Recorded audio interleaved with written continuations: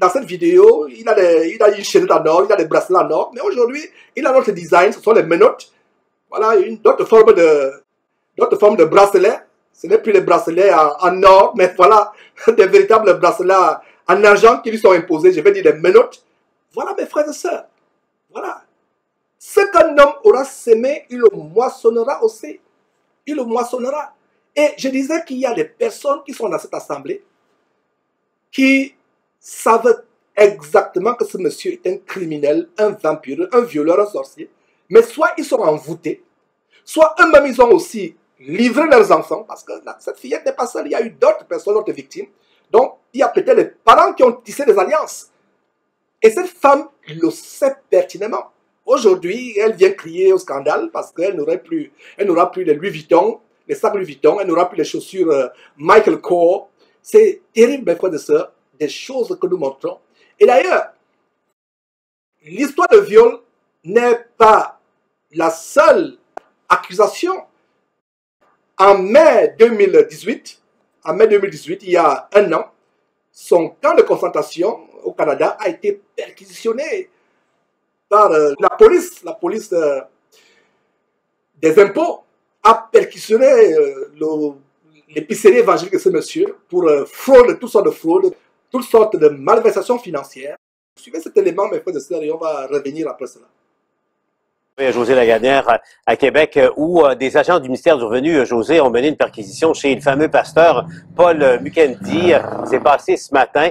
Deux autres locaux et deux autres endroits ont été visités, dont le centre évangélique Parole de Vie.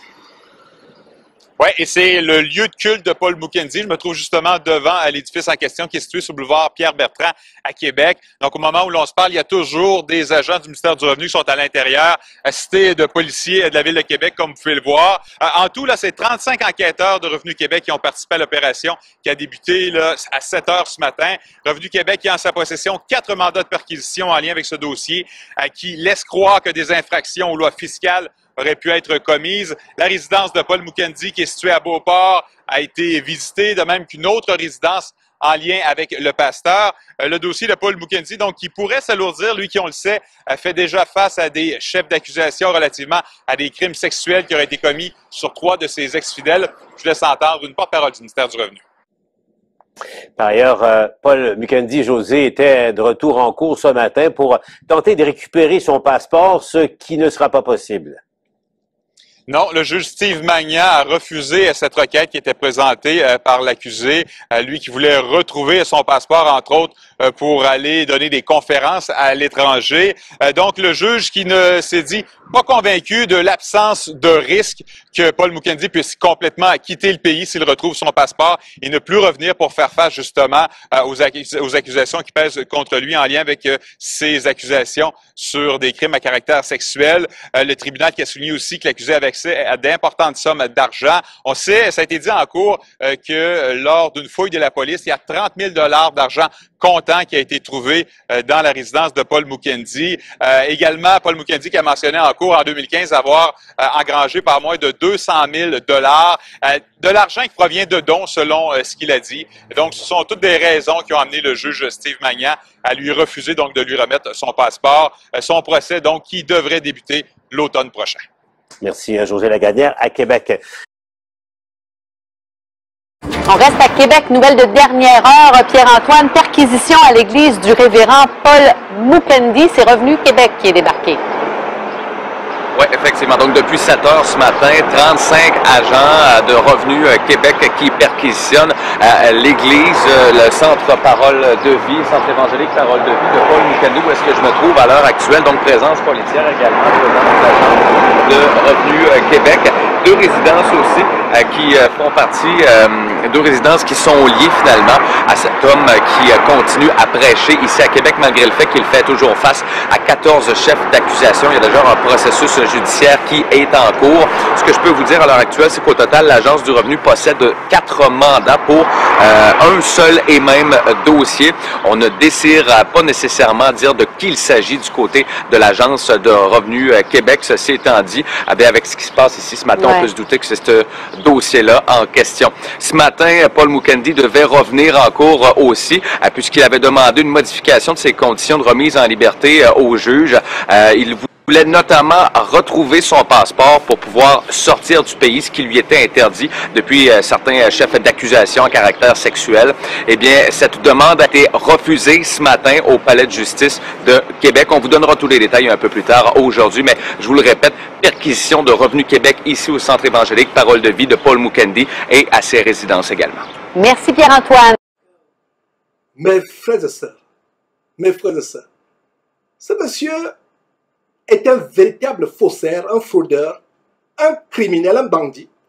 Et d'ailleurs, ce monsieur qui est spécialisé dans la délivrance, et d'ailleurs, il y a un élément sur votre écran, à savoir, brisons les prisons de la servitude, une vidéo à partager, SOS Captivité, soyez délivrés des prisons. C'est quelques éléments, je ne devrais même pas vous recommander cette poubelle spirituelle, mes frères et sœurs. Et voilà ce monsieur qui est spécialiste à briser les prisons spirituelles. J'espère qu'il pourra briser les barreaux pour s'évader de cette prison. Et pourquoi n'a-t-il pas brisé les prisons de l'esclavage sexuel? Lui qui est accro à la sexualité, au sexe, comme si sa femme ne le rassasiait pas assez. Il faut qu'il viole les enfants. Mais c'est terrible, mes frères et sœurs.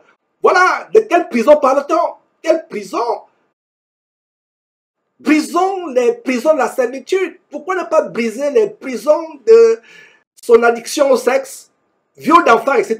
Et voilà ce qui se passe dans ces camps de concentration qui mènent en enfer, comme cette vidéo qui est virale, comme vous a posté hier, qui passe en Afrique par satellite, Intelsat 16A, et qu'on a viralisé sur YouTube, sur Facebook, et sur toutes les plateformes, mes frères et sœurs, sur WhatsApp. Il vous enseigne une chose et il pratique l'autre chose. Voilà, cette femme abominable, adultérine, qui a fait un enfant avec Ashimolowo, Mathieu Ashimolowo, qui est devenu la vedette de Casarema. Ils enseignent des choses, ils vous enseignent certaines choses, mais ils font le contraire dans les ténèbres, dans les secrets. Et qui savait que cette femme, pendant des années, avait fait un enfant avec Ashimolowo? Ashimolowo, son mari n'est que le paraître. Vous avez suivi, pour ceux qui ont suivi cette vidéo, comment dans le temple à Abidjan, il y a même une chambre spirituelle bien aménagée avec Ashimolowo, un mur à sa photo géante, un autre mur à la photo d'Ashimolowo, ou à la photo de son mari dans ce mur. Cette femme qui est spécialisée à, soi-disant, à arranger les mariages qui sont en destruction, à faire des séminaires à gauche, à droite, là voilà qui a fait un enfant avec Ashimolowo il y a des années. Et sur 5 enfants, il y a un enfant adultérant et son mari, visiblement envoûté, visiblement ensorcelé, accepte cela. Accepte cela. Soit c'est un ménage à 3, soit c'est un ménage à 4, où ils font des partous, ils font des choses abominables, soit qu'il est tellement envoûté, aveuglé, et il est mis dans la bouteille. Et non seulement cette monnaie qui est devenue la vedette de Casarema tous ces derniers temps, il y a aussi Lise Manzambi elle-même. Son mari a abandonné femme et enfants à la suite d'un accident de circulation d'un des enfants d'avec la première femme de ce Blaise Manzambi. Il a abandonné la femme, il a pris l'argent de l'assurance pour construire Casarema. C'est pour ça que Casarema signifie la maison du sang.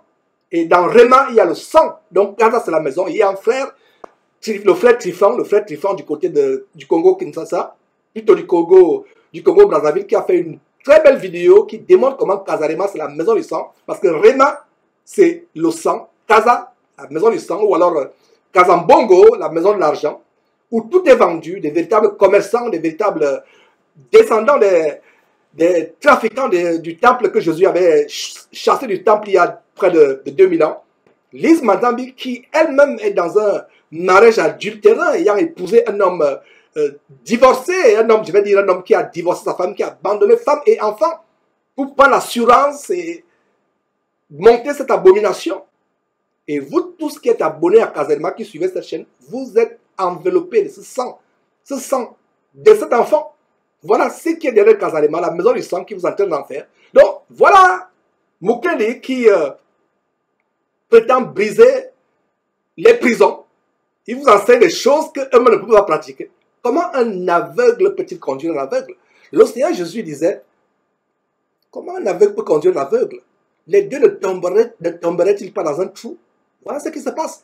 Espère en briser les prisons, espère en briser les barreaux, les chaînes. Eux-mêmes, ils sont enchaînés par l'amour de l'argent, par la sexualité débridée. Un véritable dysfonctionnement sexuel caractérise ces gens. On vous a montré les vidéos de 2 Congolais qui sont surpris, qui ont été piégés par des prostituées sur WhatsApp. En fait, ce n'est pas des prostituées, c'est des, comment on dit, des brouteurs en Côte d'Ivoire, des brouteurs, comment on les appelle en Côte d'Ivoire ou dans d'autres pays, le Cameroun, le Nigeria, qui se font passer pour des prostituées. Et voilà comment 2 célèbres pasteurs congolais se sont retrouvés en train d'exposer leur nudité sur la toile à travers le monde. Mes frères et sœurs, c'est terrible. Voilà, brisons les prisons. J'espère que ce monsieur va commencer à bien briser les barreaux derrière lesquels il sera enfermé pendant des années. Nous sommes dans la joie. Pourquoi dans la joie? Parce que des milliers et des milliers de personnes sont entraînées en enfer. Jésus disait, que donnerait un homme pour son âme? Que donnerait un homme pour son âme?